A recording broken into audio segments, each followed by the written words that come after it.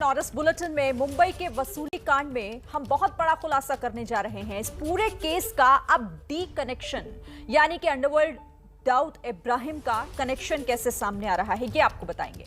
Mumbai police के सूत्रों से एक ऑडियो सामने आया है जिसमें दाऊद का दाहिना हाथ कहे जाने वाला छोटा शकील एक बिल्डर को धमका रहा है। इस ऑडियो क्लिप का कनेक्शन मुंबई के पुलिस कमिश्नर परमबीर सिंह और 6 पुलिसकर्मियों के खिलाफ दर्ज हुए वसूली के केस से भी है। वसूली कांड की पड़ताल का नया चैप्टर क्या है, ये जानने के लिए सबसे पहले आप एबीपी न्यूज संवाददाता सूरज ओझा की ये एक्सक्लूसिव रिपोर्ट देखिए। क्या ये आवाज छोटा शकील की है? पाकिस्तान का तो तुझे पता है ना कि पाकिस्तान क्या है, ये तुझे पता है ना। अरे मुझे क्या करना, कौन हिंदुस्तान पर पाकिस्तान? आप इधर बम बांधेगा, उधर जाएगा, उड़ा देगा तेरे को। छोटा शकील किसको दे रहा है धमकी? और संजय यार, ये तू क्या कर रहा है हरकतें? तेरे को जब बताया था कि दिलीप भट्ट से बात करके सेटल कर ले, मैं भाई के घर से बात कर रहा हूँ। हाँ जी, पहचाना तूने? हाँ बोलिए। जब तेरे को बोला था कि तू दिलीप भाई से बात करके सेटल कर ले जी, तो तूने जो है वो श्याम भाई को अंदर क्यों कराया? मुंबई वसूली कांड में क्या है छोटा शकील का एंगल? 4 फोन किया तेरे को, 4 बार दिन बोला मेरे पास डॉक्यूमेंट है, जैसा आप बोलते हो मैं वैसा करता हूँ। तेरे को बोला अच्छा तू एक काम कर, तू शाम लगा। मुंबई के जिस चर्चित वसूली कांड की तफ्तीश पूर्व पुलिस कमिश्नर परमबीर सिंह और सीनियर पुलिस अधिकारियों के इर्द गिर्द चल रही थी, उसमें जांच की सुई अंडरवर्ल्ड की तरफ भी घूम गई है। और इस पड़ताल में सामने आया है एक ऑडियो 2016 का है। दावा है कि इस ऑडियो में छोटा शकील एक बिल्डर को धमकी दे रहा है। कितनी देर में तू बताएगा मेरे को? मैं फोन करूं तेरे को दोबारा? मैं कल नहीं, मुझे पता है। नहीं, मैं करूंगा, कल सवेरे आपसे बात करता हूँ। मैं थोड़ा परेशानी में हूँ अभी, मैं कल सवेरे बात करता हूँ। कल सवेरे परेशानी तो मेरे भाई दुनिया में सबको है। हाँ, तो हमें भी परेशानी है, तुझे भी है, दुनिया परेशानी है। तो मैं कल सवेरे आपको बात करता हूँ, सब ठीक ठाक करके सवेरे बात करता हूँ मैं आपसे, ठीक है? लेकिन इस ऑडियो की पूरी कहानी बताने से पहले इस केस में आए नए मोड़ को समझ लीजिए। मुंबई पुलिस के पूर्व कमिश्नर परमबीर समेत 6 पुलिस अधिकारियों के खिलाफ मुंबई के मरीन ड्राइव पुलिस स्टेशन में वसूली का मामला दर्ज हो चुका है। इस मामले में शिकायत करने वाले शख्स का नाम है श्याम सुंदर अग्रवाल। श्याम सुंदर अग्रवाल के मुताबिक उसे फर्जी मामले में फंसाया गया और गलत तरीके से मकोका का मामला दर्ज किया गया। श्याम सुंदर अग्रवाल ने आरोप लगाया था कि उसे और उसके परिवार को धमकी देकर वसूली की गई। जिस ऑडियो के आधार पर 17 फरवरी 2021 को मुंबई पुलिस ने श्याम सुंदर अग्रवाल के खिलाफ मामला दर्ज किया था, अब मुंबई पुलिस ही एसआईटी का गठन कर उसी ऑडियो की सत्यता की पड़ताल कर रही है। अब आपको बताते हैं कि इस ऑडियो में है क्या। मुंबई पुलिस के सूत्रों के मुताबिक इस ऑडियो में छोटा शकील संजय पुनमिया नाम के बिल्डर को धमकी दे रहा है। जिस फोन नंबर से संजय पुनमिया को फोन आया था, वो नंबर भी पुलिस के क्राइम डेटा के मुताबिक छोटा शकील का ही है। संजय पुनमिया की शिकायत पर ही श्याम सुंदर अग्रवाल के खिलाफ केस दर्ज हुआ था। एबीपी न्यूज को जो ऑडियो हाथ लगा है, उसमें भी बार बार श्याम सुंदर अग्रवाल का नाम सामने आ रहा है। तेरे को बोला कि तू कॉन्फ्रेंस लगा शाम भाई को, तो तू क्यों नहीं लगाया? 4 फोन तेरे को लगा है। अरे भाई, वो जो उस दिन अगर नहीं लगाया वो बात खत्म हो गई ना। अभी क्या है उसका, अभी तो चेंज नहीं हो सकता ना। ये ऑडियो 2016 का है, लेकिन इस पर कार्रवाई इसी साल फरवरी महीने में हुई और अब श्याम सुंदर अग्रवाल की शिकायत पर संजय पुनमिया और पुलिस कमिश्नर परमबीर सिंह के खिलाफ जांच बिठा दी गई है। सूत्रों के मुताबिक पुलिस मानती है कि अग्रवाल के खिलाफ जो मामला दर्ज किया गया था वो फर्जी था और वसूली करने के लिए ही मामला दर्ज किया गया था, जिसकी जांच चल रही है। सूत्रों के मुताबिक वसूली करने वाले अधिकारियों ने छोटा शकील को अग्रवाल का नाम इस्तेमाल कर संजय को फोन करने के लिए कहा ताकि अग्रवाल के खिलाफ मामला बनाया जा सके।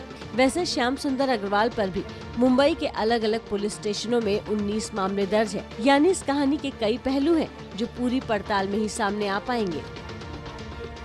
तो मुंबई के वसूली कांड में ये बड़ी और एक्सक्लूसिव जानकारी आपको दे रहे हैं हम। इस बड़ी और एक्सक्लूसिव न्यूज की एक जानकारी आप एबीपी न्यूज पर देखें। देखिए अब किस तरह से परमबीर वसूली कांड में दाऊद इब्राहिम की एंट्री, वो ऑडियो आपने सुना। मुंबई पुलिस एक ऑडियो टेप की पड़ताल में जुटी हुई है। इस ऑडियो टेप में छोटा शकील एक बिल्डर को धमका रहा है। ऑडियो के आधार पर परमबीर सिंह के दौर में कार्रवाई हुई थी, लेकिन दोबारा से उस ऑडियो की जांच हो रही है। मुंबई पुलिस की एसआईटी इस ऑडियो की सत्यता की जांच कर रही है और उस पूरे ऑडियो में ये साफ सुना जा सकता है कि कैसे धमकाया जा रहा है और वो दाऊद इब्राहिम का दाहिना हाथ कहे जाने वाले छोटा शकील की आवाज होने की बात कही जा रही है। हालांकि इसकी सत्यता की जांच भी हो रही है। इस पर बात करने के लिए ये बड़ी और एक्सक्लूसिव खबर है जिस पर हमारे साथ 3 संवाददाता जुड़े हुए हैं। सूरज ओझा जिनकी रिपोर्ट आपने देखी, जितेंद्र दीक्षित भी हमारे साथ इस पर बात करने के लिए, मृत्युंजय सिंह भी मेरे साथ हैं। लेकिन सूरज, ये पूरा मामला जिस तरीके से हम देख रहे हैं, लेकिन अब ये नया एंगल जुड़ा है, जांच किस तरह से आगे बढ़ रही है? शिरीन, जाहिर सी बात है इस पूरे मामले में पुलिस ने अभी संजय पूनमिया और सुनील जैन नाम के 2 लोगों को गिरफ्तार किया है। इनके मोबाइल से 260 जीबी से ज़्यादा का डेटा मिला है, जिसे एनालाइज किया जा रहा है कि आखिर ये चीज़ समझी जा सके कि जो व्यक्ति कथित तौर पे छोटा शकील बताया जा रहा है, क्या वो सच में छोटा शकील है। सूत्र बताते हैं कि उसने जिस नंबर से कॉल किया वो शकील का ही नंबर है और अक्सर जब भी कॉल आता है उस तरफ से तो इसी नंबर का इस्तेमाल बहुत बार किया गया है। तो क्राइम ब्रांच इसी सारी चीज़ों को देखकर जो जुहू में मामला दर्ज किया गया था और क्राइम ब्रांच 9 को ट्रांसफ़र किया गया था, उसमें मकोका का सेक्शंस लगा दिया था जो काफ़ी संगीन धाराओं के तहत बुक किया गया था। लेकिन उस मामले में किसी की गिरफ्तारी नहीं हुई थी। श्याम अग्रवाल का ऐसा आरोप है कि वो पूरी एफआईआर ही फर्जी थी। उनका गैंग से किसी भी गैंग से कोई संबंध नहीं है और उन्हें ये एफआईआर लेकर उनसे वसूली करने की कोशिश भी की गई थी, जिस मामले में परमबीर सिंह का काफ़ी अहम रोल बताया गया है। जी शिरीन, बिल्कुल। और देखिए उसी ऑडियो को हमने अपने दर्शकों को सुनवाया भी, कैसे उसमें सेटलमेंट की बात की जा रही है, कैसे धमकाया जा रहा है साफ तौर पर। इस पर हमारे साथ मृत्युंजय भी हैं। मृत्युंजय, ये वसूली रैकेट जैसे जैसे इसमें जांच आगे बढ़ी, कई ऐसे चौंकाने वाले खुलासे हुए, कई ऐसे नाम हमने देखे जिन पर जांच अभी हो रही है। लेकिन अब ये जो एंगल सामने आया है सीधे तौर पर कि कैसे इस पूरे वसूली रैकेट का डी कनेक्शन भी है। शिरीन, बिल्कुल। देखिए इस कहानी के 2 पहलू हैं। पहला पहलू है इनके प्रभावशाली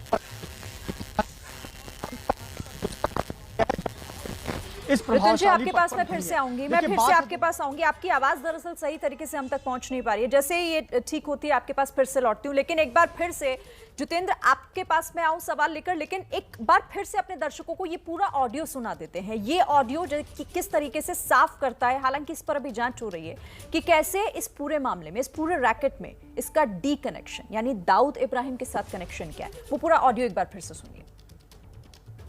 पाकिस्तान का तो तुझे पता है ना कि पाकिस्तान क्या है, ये तुझे पता है ना।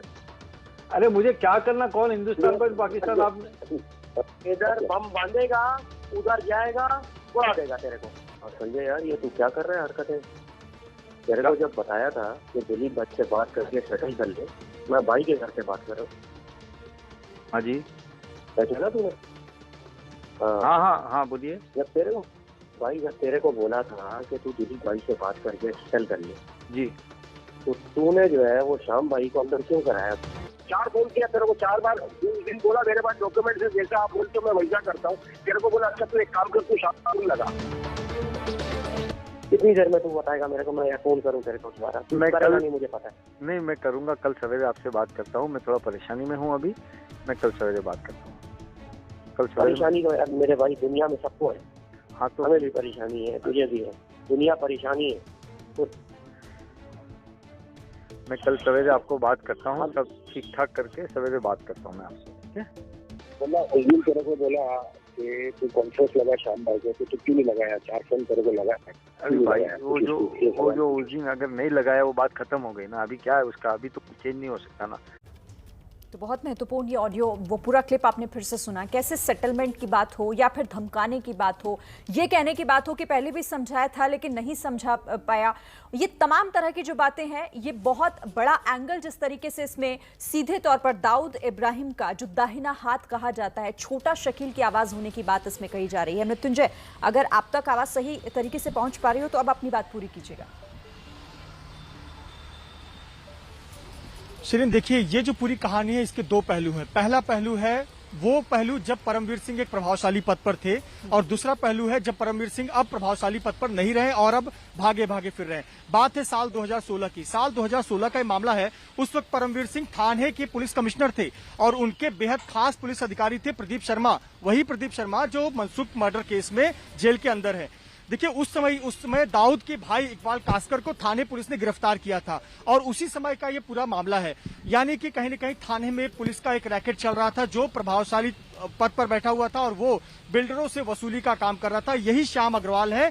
श्याम अग्रवाल की शिकायत के आधार पर ही दाऊद का भाई इकबाल कासकर गिरफ्तार हुआ था। तो श्याम अग्रवाल कैसे दाऊद के लिए काम कर सकता है, ये सवाल उठा एसआईटी के सामने, जो कि अभी फॉर्म हुई है। देखिए, इसमें दो बिल्डरों के झगड़ा है आपस में। निश्चित तौर पर श्याम अग्रवाल पर भी कई आपराधिक मामले हैं और पूनमिया भी। ये जो ऑडियो क्लिप हम दिखा रहे हैं, इस ऑडियो क्लिप में छोटा शकील और पूनमिया की जो बातचीत है, वो बातचीत कहीं न कहीं ये दिखाती है कि श्याम अग्रवाल एक विलन है, लेकिन पर्दे के पीछे कहानी कुछ और है। पर्दे के पीछे कहानी है कि श्याम अग्रवाल को फ्रेम किया जाए जिससे कि उससे वसूली हो सके, और वही वसूली का जो मामला था, उससे 9 करोड़ रुपए वसूले गए, उनके बेटे का आरोप है। उसी वसूली के आरोपों में मरीन ड्राइव पुलिस थाने में परमवीर सिंह और पूनमिया और सुनील जैन सहित अन्य लोगों के खिलाफ आपराधिक मामला दर्ज हुआ है। तो कहीं न कहीं ये पूरा नेक्सस, पूरा रैकेट 2016 से चल रहा था। ये जो हम ऑडियो क्लिप सुना रहे हैं, ये नवंबर 2016 का है, जिसमें साफ तौर पर नजर आता है कि छोटा शकील अभी भी कहीं न कहीं पिक्चर में है, फ्रेम में है। चौंकाने वाली बात तो ये है कि किस तरह से ये पुलिस से साठगांठ भी नजर आती है। इसमें कुछ पुलिसकर्मी अपना फायदा भी देखते हैं, पूरा वसूली रैकेट चलाते हैं। आज वो कहीं न कहीं एफआईआर में उनका नाम दर्ज है, जिसकी एसआईटी जांच कर रही है, पर निश्चित तौर पर बेहद चौंकाने वाली जानकारी सामने आई है। जी ठीक है, जितेंद्र भी मेरे साथ हैं। जितेंद्र, मुंबई की बात करें और मुंबई में जब किसी अपराध की बात होती है तो किसी भी तरीके से कोई ना कोई एंगल ऐसा निकल आता है, कनेक्शन ऐसा निकल आता है जो डी कनेक्शन दर्शाता है। वही इस मामले में भी हम देख रहे हैं। देखिए शिरीन, 2016 का ये ऑडियो बताया जा रहा है और ये बात मेरे लिए बड़ी ही आश्चर्यजनक है, क्योंकि जो मेरा अपना ऑब्जर्वेशन रहा है वो ये है कि साल 2003 में जब दाऊद के भाई इकबाल कासकर को दुबई से डिपोर्ट करके भारत ले आया गया था, मुंबई पुलिस ने एक सारा सहारा मामले में उसको गिरफ्तार किया था। उसके बाद से लगातार धीरे धीरे दाऊद गिरोह की गतिविधियां, डी कंपनी की गतिविधियां कम हो गई थी मुंबई में। धमकी भरे फोन कॉल्स आने बंद हो गए थे और जहां तक मुझे याद है कि साल 2003 के बाद से मुंबई में आज तक डी कंपनी की ओर से एक भी गोली नहीं चलाई गई, कोई भी किसी की गोली मारकर हत्या नहीं की गई।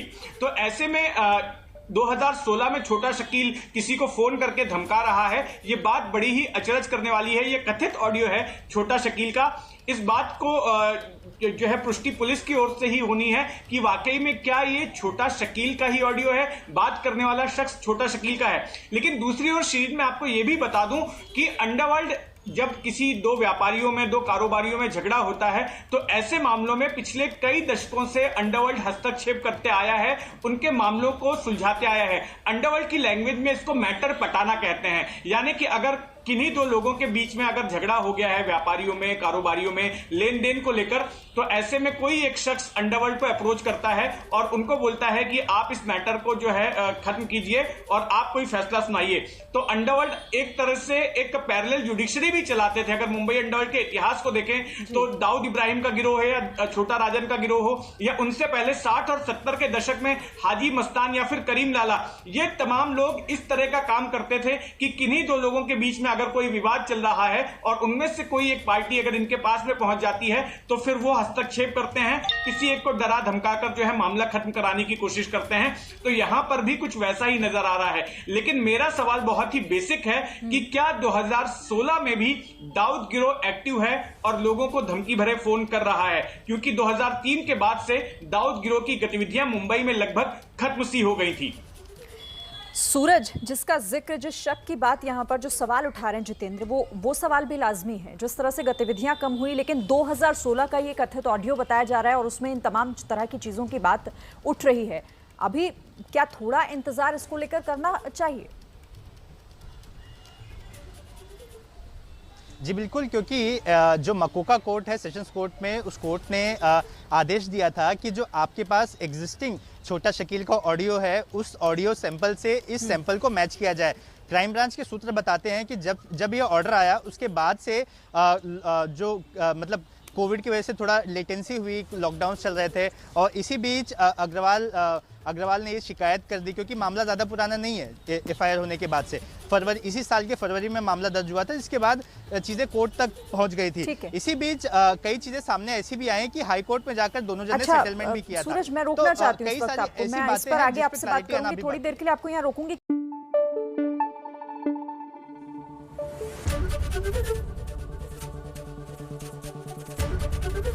एबीपी न्यूज आपको रखे आगे।